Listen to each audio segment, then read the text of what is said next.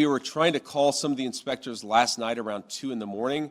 As you can expect, not many people were answering their phone at 2 in the morning. I expect that will happen at the minimum this week, but we think even some of those conversations with the inspectors and with the IAEA could happen as soon as today, but I haven't checked in with our team since we made that 2 a.m. phone call to some of those inspectors.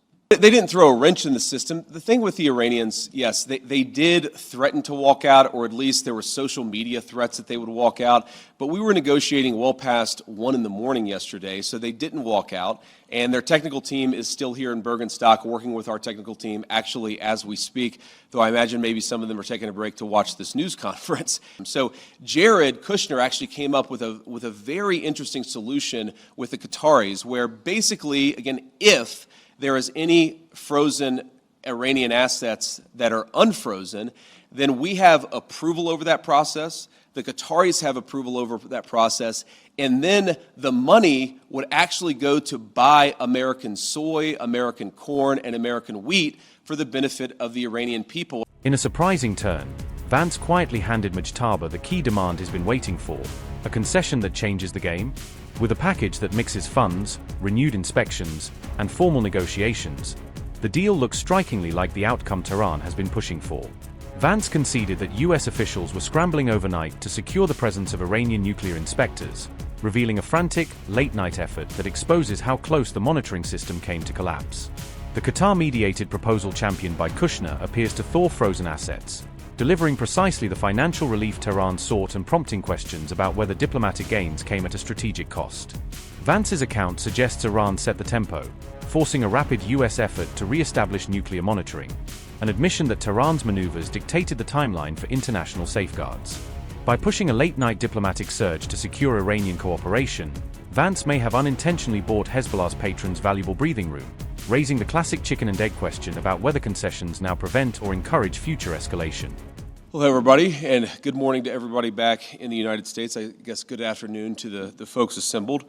So look, yesterday was a very, very good day. We made a lot of good progress. We did exactly what we wanted to do, which is accomplish 4 things for the American people. First, we wanted to build a mechanism for keeping the Strait of Hormuz open. It is open. We've seen, of course, gas prices and oil prices come down, millions and millions of barrels of crude and natural gas flowing through the Strait of Hormuz that weren't flowing before.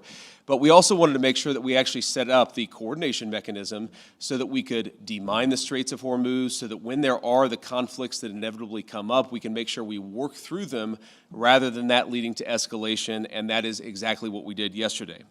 Number 2, we also wanted to build a mechanism, a similar mechanism, for deconfliction for the regional ceasefire. As the President of the United States has himself said, sometimes these ceasefires just mean you're shooting a little bit less, but we wanted to make sure that we had the proper coordination set up so that if there is shooting, if Hezbollah fires at Israel or if Israel responds, if there are other conflicts that arise in the region, we're actually talking to each other and figuring out how to stop the shooting, how to make the region safer, our allies and everybody else. We set that up as well. Number 3, and this is probably what we're most excited about as Americans, the Iranians have agreed to invite IAEA inspectors back into their country. That is a major milestone for the American people and the first step in permanently denuclearizing or permanently ending a nuclear weapons program in Iran. And that's exactly what we wanted to do. That's exactly what we asked to happen. We made a lot of great progress on other nuclear talks. And that leads me to the final thing that we wanted to accomplish, which is actually set up the process for the technical negotiations that will follow. Our teams working with the Iranians, the Qataris, and the Pakistanis made great progress yesterday. They will continue to work at the technical level with the teams here in Bergenstock, and then those technical negotiations are going to continue over the weeks and days to come. We wanted to set up a structure for that so that you could have proper political oversight, but obviously, as much as this place is very beautiful, I can't stay here for the next 60 days. I'm about to go back home to the United States, but the technical teams are going to be working with proper oversight to make sure that we're accomplishing the objectives that matter for everybody. So those are the things that we wanted to accomplish. We came here, we did exactly that. The way that I think about it is very simple. We laid a very good foundation for a successful final deal. The final deal is the house. We set the foundation. We haven't built the house, but we've laid a successful foundation to get to a good place for the American people. I think it's important for all of us to appreciate how much was done, but honestly, there is still a lot to do as we continue to make progress on the nuclear talks, on the economic talks, as we continue to demine the straits and ensure that that flow of traffic continues to pick back up. A lot of progress, but still some work to do, and we're very committed to doing exactly that. So with that, I'm happy to take a few questions from guys in the audience. I appreciate you guys being here. Let's start with you. Thank you, Mr. Vice President. Did the President's threats yesterday really throw a wrench in negotiations? There were reports that the Iranians walked out at one point. Can you just clarify and tell us what happened? No, they didn't throw a wrench in the system. The thing with the Iranians, yes, they did threaten to walk out, or at least there were social media threats that they would walk out. But we were negotiating well past 1 in the morning yesterday, so they didn't walk out. And their technical team is still here in Bergenstock working with our technical team actually as we speak, though I imagine maybe some of them are taking a break to watch this news conference. But look, what we told the Iranians yesterday is when you guys engage in what us millennials might call trash talk, you can't expect the President of the United States not to respond and not to correct the record. So when they say things that aren't true, the President is going to respond to it. I'm going to respond to it. Americans are going to respond to it. When they make threats that aren't rooted in reality, they have to accept that the President of the United States is actually going to set the record straight. That's all that happened. So yes, there was a little bit of threatening, there was a little bit of whining, but at the end of the day, the talks continued and we made great progress. When do you expect them to be welcomed into Iran? Is there a time frame that you guys are looking at? And also in terms of when we could see this entire conflict end, do you think this can end by the midterm elections?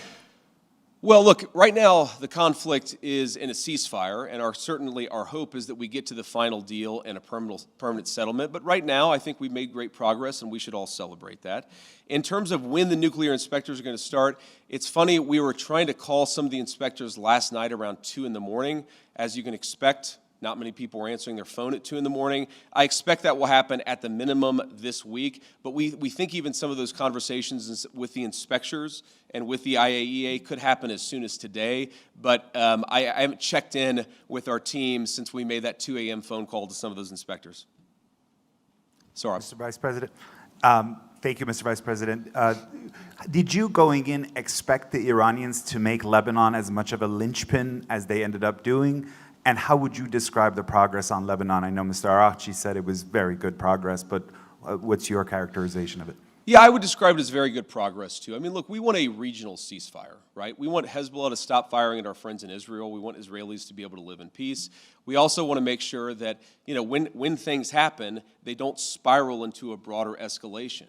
And so we've been, I think, very good at setting up what we're calling a deconfliction mechanism. But what it really is to say that when things happen, the sides are actually talking to one another. Sometimes, you know, you've got a bit of a chicken and egg problem, that you've got a junior guy who fires a drone that didn't have approval from the high command.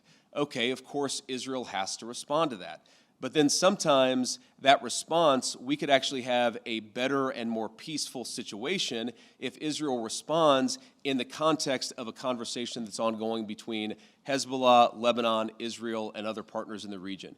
There really hasn't been a mechanism to have those discussions until basically around 4 p.m. yesterday, Bergenstock time, when we set that up. So what we're trying to do is to say, first of all, Israel and every other nation in the region has the right of self-defense, but we want to make sure that everybody has that right of self-defense in the background where we're talking about how to de-escalate these conflicts rather than spiraling out of control. Sometimes what will happen is that if the conflict spirals out of control, that's worse for everybody's self-defense and worse for everybody's security. So we've actually got the process in place to ensure that that escalation doesn't happen. Now, I will say you already see the fruits of that. Over the past 24 hours have probably been the most peaceful that we've seen the situation in Lebanon. The previous 24 hours were pretty good. Obviously, there was some shooting about 72 hours ago. So this is a work in progress, but what we've done is actually set up the operation so that we can ensure it doesn't spiral out of control in the future.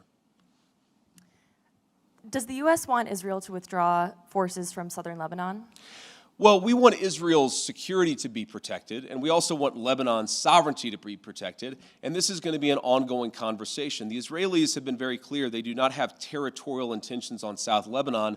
The reason they feel they have to be there is because they're worried about Hezbollah fighters in South Lebanon firing into Israel. We do believe, of course it's going to require a lot of hard work, that we can get to a place where Lebanon's territorial integrity and sovereignty is protected, Israel's security is protected, and that's going to require some coordination with the Lebanese armed forces, and also it's going to require the Iranians to rein in Hezbollah. That's all the sort of things that we were talking about yesterday, and again, I think that we got much further compared to where we were just 24 hours ago.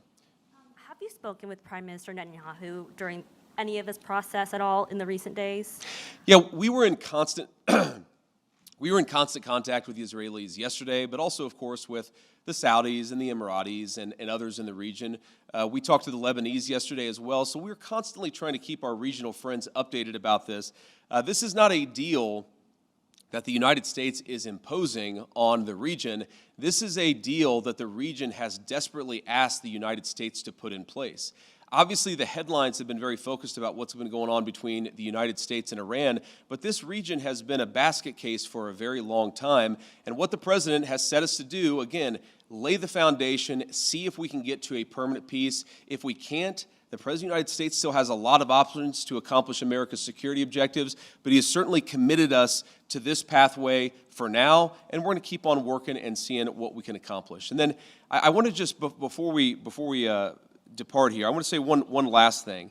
I've seen some misreporting about frozen or unfrozen Iranian assets. One of the other things that we wanted to do, and wasn't as high of a priority for us for obvious reasons, but we wanted to make sure that we set up a process where if we ever unfreeze Iranian assets, we can ensure that that money, that Iranian money, goes to help the people of Iran and not to fund terrorism. So Jared Kushner actually came up with a very interesting solution with the Qataris, where basically, again, if there is any frozen Iranian assets that are unfrozen, then we have approval over that process. The Qataris have approval over that process, and then the money would actually go to buy American soy, American corn, and American wheat for the benefit of the Iranian people. And as much as I see some of the press misreporting on this, and of course, buttressed by what the Iranians are saying, or not all Iranians, I want to be clear,